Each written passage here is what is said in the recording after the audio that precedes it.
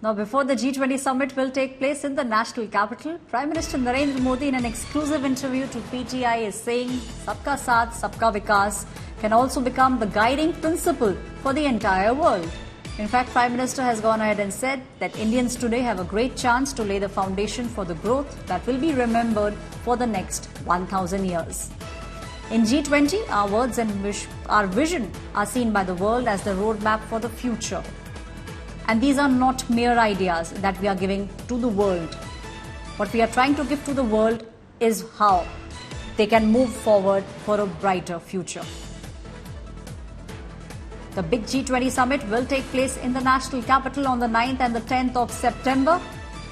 And Prime Minister Narendra Modi has given an exclusive interview to PTI where he said very clearly, Sabka Saath, Sabka Vikas, a slogan that was given by the Bharatiya Janata Party and Prime Minister Narendra Modi.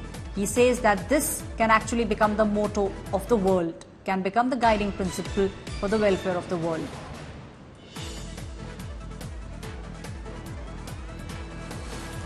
My colleague Paulmi is now joining me on the story. Paulmi, a big interview given by Prime Minister Narendra Modi. In fact, we have seen how in an exclusive interview to Business Today also, Prime Minister spoke about the fact that the ideas that the country and Prime Minister, they are trying to tell to the world through G20 can actually become the building blocks for the next 1,000 years.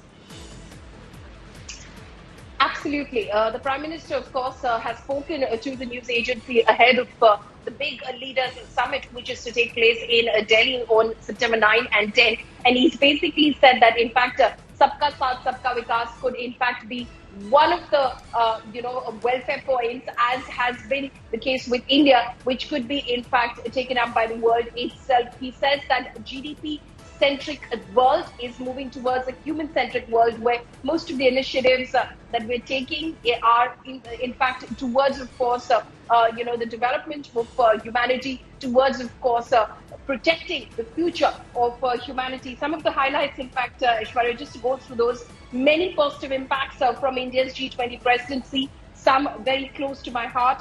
GDP-centric view of the world, I beg your pardon, now changing to human-centric one, and India is playing the role of a catalyst, he says. He's also said that Sabka Saath, Sabka Vikas can also be a guiding principle for the welfare of the world. And for long, India was seen as a country of 1 billion hungry stomachs. Now it is 1 billion aspirational minds and 2 billion skilled hands. Right. Right, Paulmi, my colleague, summing up what the Prime Minister has said in that exclusive interview just before India's G20 presidency in September 9th and 10th will take place in the national capital. Lauding India's G20 presidency, Prime Minister believes what India can give to the world will become the building block over the next 1,000 years.